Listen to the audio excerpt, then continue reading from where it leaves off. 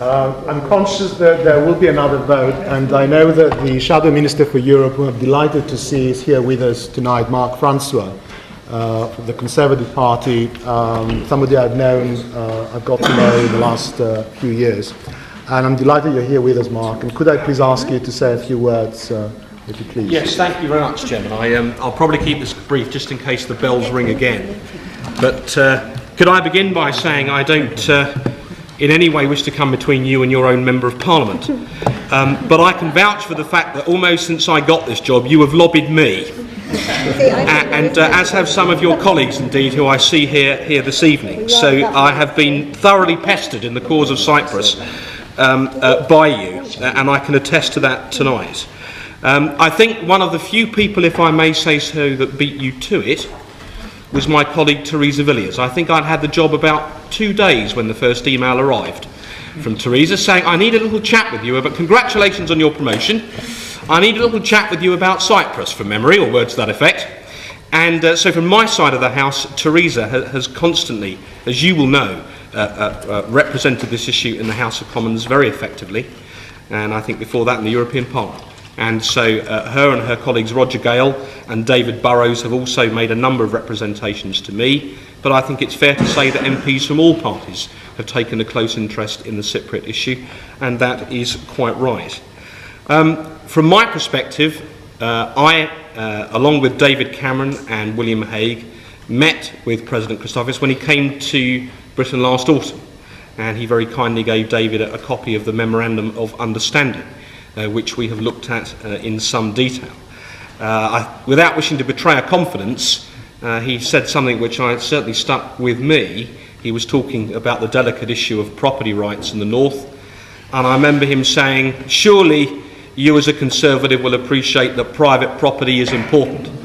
I'm a communist and I believe that private property is important. So he has a way of putting a point across, I say, which certainly stays with you. I think that this is an important issue. I think it is a complex issue. There's a great deal of history that lies behind this, and I've tried to educate myself with regard to some of the history, but this is a complex problem.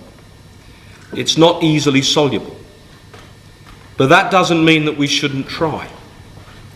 I'm encouraged by the fact that talks are underway.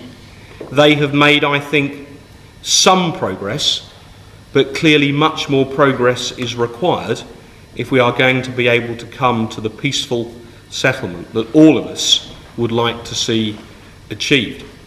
From my point of view, I have been to Cyprus 3 times in the past, once when I served in the military and twice on holiday. I have never been in an official capacity, but as Peter knows, I am remedying that, and I will be going in an official capacity as my party's Shadow Europe Minister in April. So I'll be visiting the island, I hope, for 3 days, where I want to get a better feel for these issues for myself on behalf of my party, so that perhaps at some point in the future we may be in a position to help bring about a settlement. I think from a British perspective it is clear that we are in no position to dictate any kind of settlement. That is obvious. But perhaps, given our history, we are in a position to help bring about a settlement, to help try and find areas of agreement so that hopefully, finally, this very difficult problem can be solved. From a British perspective, I think we have a duty to try. On behalf of my party, I pledge that we will attempt to uphold that duty.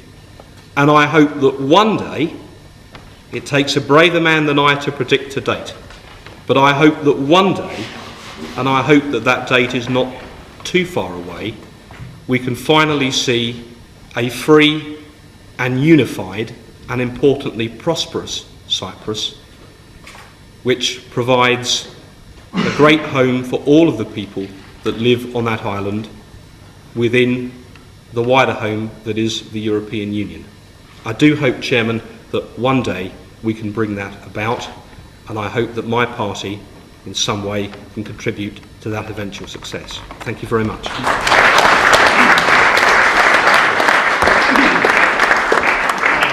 Thank you very much, Mark.